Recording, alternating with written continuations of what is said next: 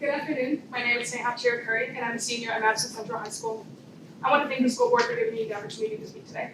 I would like to address the recent book banning that has affected my school and other schools across the district, with a perspective that has not yet been presented. My first point is the lack of student participation.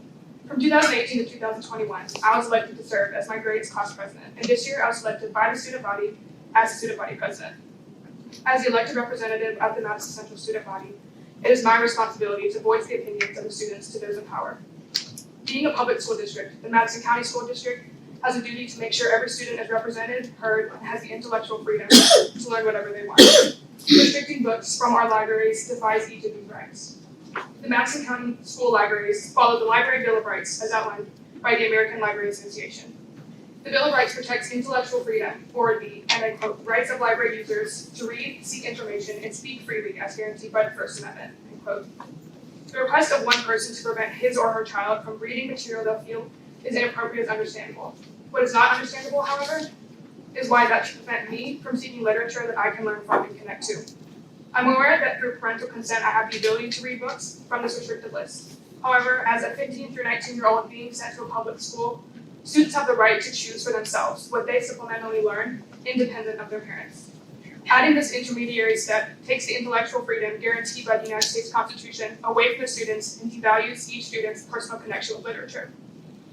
My second point is the importance of literature in students.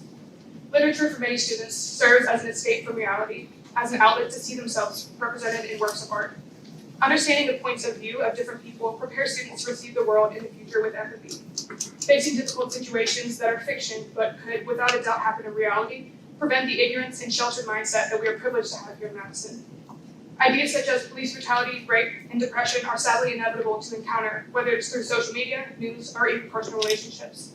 Dissecting these ideas through the lens of a fictional character makes it easier for students to digest when they present themselves in real life. Erasing the presence of these difficult topics presents a more homogeneous view of the world that is just not the truth. It is very easy in such a beautiful, safe county like Madison to forget what life is like for the majority of the world. And restricting books that explore these different difficulties makes it that much easier to remain blissfully ignorant.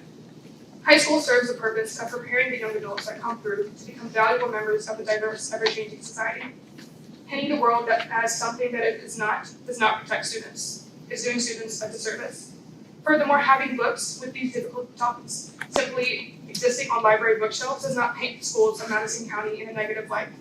If any of these books were publicly advertised, specially displayed, or even required to read, the prospect of restricting a work of literature would be slightly more fathomable.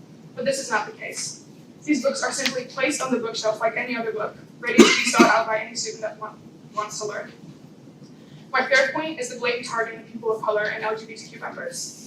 It is disheartening to see a list of books painted as inappropriate and graphic that is comprised entirely of authors of color and members of the LGBTQ community.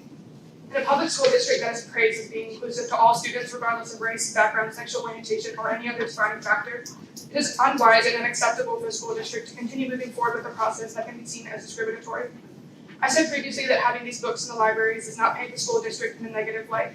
However, approving the restriction of this list of books that was not picked through careful deliberation but was taken from a known anti-LGBTQ hate group, mass resistance, does shine a negative light. Furthermore, this process that is outlined by the school district for removing books from the libraries that includes deliberation by administration, teachers, librarians, and parents was completely overlooked, giving the impression that rules can be bent to the will of an organization that promotes hate towards students the district aims to protect. I truly do understand the concerns of parents in this situation.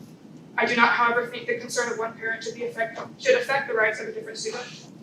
As high school students, we should be trusted enough to be given the choice to decide for ourselves what is and isn't inappropriate. I hope you'll take my plea into consideration, and once again, thank you for your time. I hope you have a good afternoon.